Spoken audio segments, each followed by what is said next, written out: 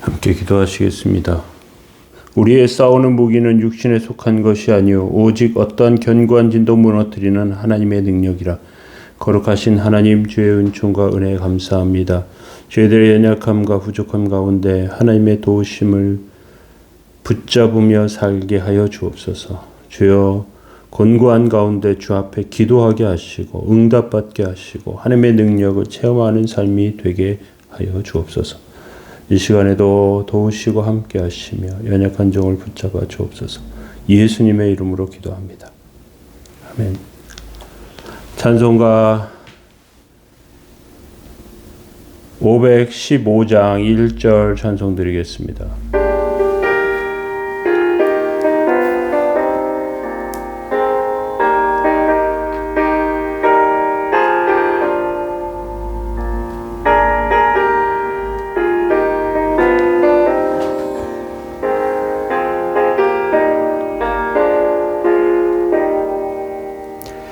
눈을 들어 하늘 보라.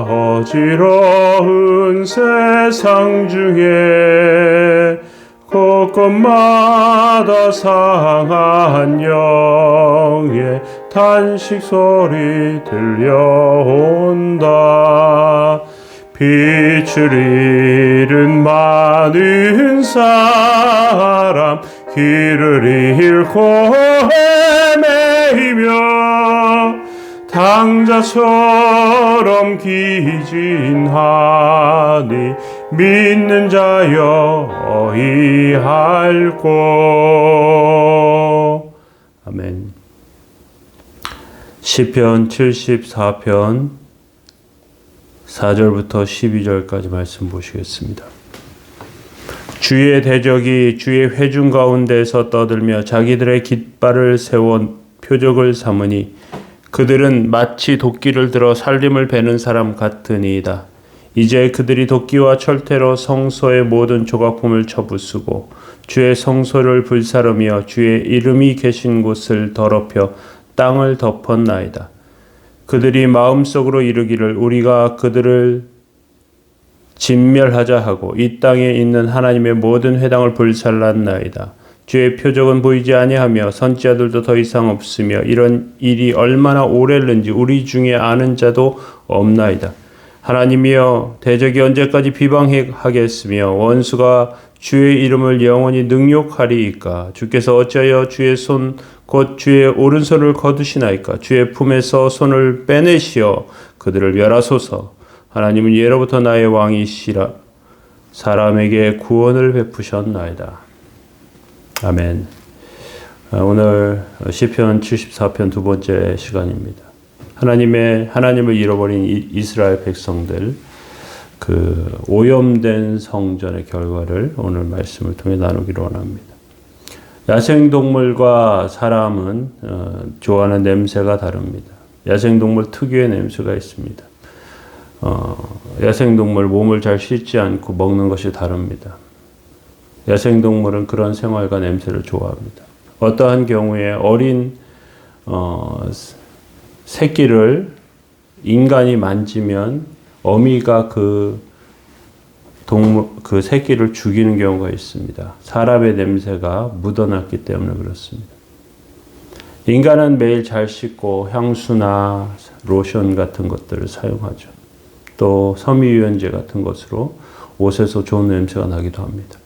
짐승들은 이러한 냄새를 싫어하는 경우가 많습니다. 야생동물이 싫어하는 것, 인간의 소음, 인간의 냄새입니다. 하나님과 인간, 거룩의 개념이 다르고요. 인간은 죄 가운데 태어나서 죄를 지으며 그리고 어느 정도 죄를 묵인하며 살아가죠. 이게 아주 자연스럽고 편합니다. 하나님은 지극히 거룩하시고요. 조금이라도 죄 냄새가 나는 것을 참지 못하십니다. 인간과 하나님이 함께 있는 것은 불가능한 것입니다. 하나님과 인간은 존재 자체가 다르기 때문에 그렇습니다. 그런데 하나님께서 결단을 내리셔서 우리가 마음을 다해 하나님 말씀에 순종하면 우리 삶이 예배가 되고 찬송이 되어 하나님 앞에 드려지게 됩니다. 죄인된 우리를 하나님께서는 말씀이라고 하는 근거를 통해서 새로운 향기로 맡으십니다. 구약의 제사의 핵심은 향기로운 냄새입니다. 제물이 탈 때 그 냄새를 하나님께서 향기롭게 받으신다고 하십니다. 레위기 3장 16절에 보면 제사장은 그것을 제단 위에서 불사를 지니 이는 화제로 드리는 음식이요 향기로운 냄새라. 모든 기름은 여호와의 것이니라. 또 사도 바울은 너희는 그리스도의 향기라 이렇게 바울 서신에 표현하고 있습니다. 사람들은 하나님 앞에 향기로운 것이 무엇인지 잘 모르죠. 죄 때문에, 더럽기 때문에, 악한 마음 때문에 하나님 앞에 드려지는 예배도 잘 드리지 못하는 경우도 많습니다. 교만한 마음, 또 오만함 가운데 하나님께 드리면 하나님께서 받지 않으십니다. 우리의 교만한 마음은 신앙생활을 하면서 우리의 삶을 황폐하게 만듭니다. 때때로 하나님께서는 견디시기 어려우실지 모르겠어요. 근데 참아내십니다.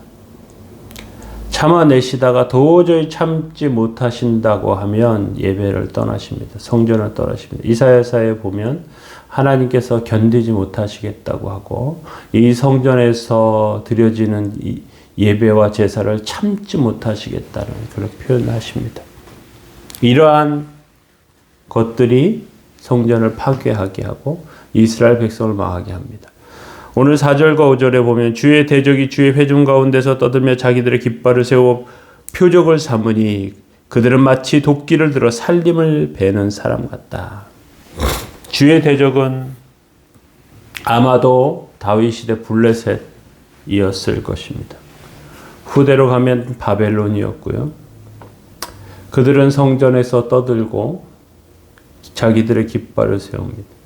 도끼를 들고 나무를 베듯이 살림을 황폐하게 만들듯이 성전을 파괴해버립니다.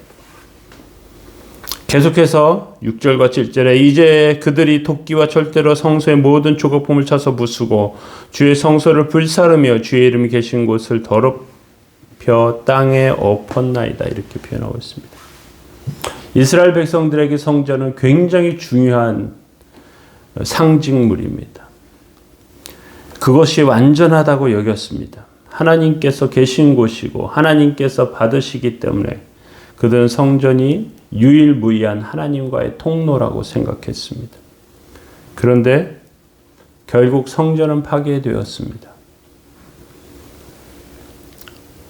왜 파괴되었을까요? 죄악 때문에 그렇습니다. 하나님께서 그들의 죄악 때문에 그들이 드리는 그 예배를, 그 제사를 견딜 수 없다고 하시는 것입니다. 하나님이 기뻐하시지 않는 성전 기구들은 원수의 파괴 대상입니다. 그들은 도끼로 성소의 조각품을, 모든 그 기구들을 파괴해버리고 엎어버리죠. 후대에 예수 그리스도의 부활 이후에 하늘의 모형이었던 땅의 성전은 완전히 파괴되어서 지금도 남아있지 않습니다. 이스라엘 사람들이 유일한 하나님과의 창구로 생각했던 성전은 파괴되어서 지금은 예루살렘에 가면 모스크가 있어요. 황금의 돔이라고 하는 모스크가 있어요. 그곳은 하나님께 예배하는, 하나님을 만나는 성전이 없어져 버렸습니다. 세상이 남아있지 않아요. 왜 하나님께서 파괴하셨을까요? 죄악 때문에 파괴하셨지만 이제 다른 성전을 하나님께서 만드시기 때문에 그렇습니다. 8절에 계속해서 그들의 마음속으로 이르기를 우리가 그들을 진멸하자 하고 이 땅에 있는 모든 하나님의 회당을 불샀나이다. 이방인들은 하나님의 성전을 두려워하지 않습니다. 하나님의 회당을 불살라 버렸습니다. 이스라엘 백성들에게 진실된 하나님의 말씀이 없고 하나님을 참되게 만나는 시간들이 없었기 때문에 다 파괴되는 것입니다. 9절에 보시면 우리의 표적은 보이지 아니하며 선지자들도 더 이상 없으며 이런 일에 대하여 오래는지 우리 중에 아는 자도 없나이다. 선지자도 없어요. 표적도 없답니다. 이스라엘 가운데 표적이 없어요. 표적은 하나님께서 보여주시는 것입니다. 기도의 응답이며 말씀의 능력입니다. 거기다 하나님의 말씀을 선포해야 할 선지자도 더 이상 없답니다. 바른 말씀이 없으니 성전도 예배도 소용없어집니다. 다 무너져 버리는 것이죠. 11절에 주께서 어찌하여 주의 손 곧 주의 오른손을 거두시나이까. 주의 품에서 손을 빼셔 그를 멸하소서. 하나님께서 주머니에 손 넣고 그리고 꼼짝도 안 하시는 거예요. 하나님께서 뒷짐지시고 그리고 더 이상 움직이고 역사하시지 아니하시는 것입니다. 하나님께서 손을 빼셔야 되는데 빼시지 않아요. 하나님께서 움직이셔서 도와주셔야 되는데 움직이시지 않아요. 이스라엘 백성이 그러면 어떻게 됩니까? 힘이 없어져요. 무능력한 존재입니다. 약하디 약한 존재예요. 그래서 선지자는 하나님께 손을 빼달라고, 움직여 달라고, 하여 달라고 그렇게 부탁하는 것이죠. 하나님께서 가만히 계시면 우리는 망하는 것이고요. 하나님께서 역사하시면 우리는 사는 것입니다. 우리는 이것을 기억해야 합니다. 왜 하나님께서 움직이시지 않았는가? 왜 하나님의 역사를 우리가 보지 못했는가? 우리는 살아있는 자들이 되시기 바랍니다. 하나님의 손에 주의 날개 그늘 아래 주의 오른손으로 붙드시는 그런 민족, 그러한 백성, 그러한 영혼들 되어야 할 줄로 압니다. 오늘도 주의 능력 가운데 세워진 저와 여러분들 다 되시길 예수님의 이름으로 축원합니다. 거룩한 하나님, 거룩하신 주님, 저희들의 삶과 영혼의 은혜 베푸시고 복되고 거룩한 삶으로 저희들을 지켜주시기 원합니다. 하나님, 저희들 연약합니다. 주님 앞에 온전히 설 수 없는 무능력한 존재들입니다. 그러나 주께서 도우시고 함께 하시고 세워주시옵소서. 저희들은 좋지 못하나 예수 그리스도의 보혈이 저희들을 향기롭게 하시는 줄로 아오니 주의 공로를 의지하여 살게 하여 주시고 주의 능력 의지하며 복되고 거룩한 삶으로 세워지게 하옵소서. 오늘도 도우시고 지켜주시며 그 은혜와 그 향기가 가득한 삶으로 저희들 세워주옵소서. 예수님의 이름으로 기도합니다. 아멘. 기도하시겠습니다.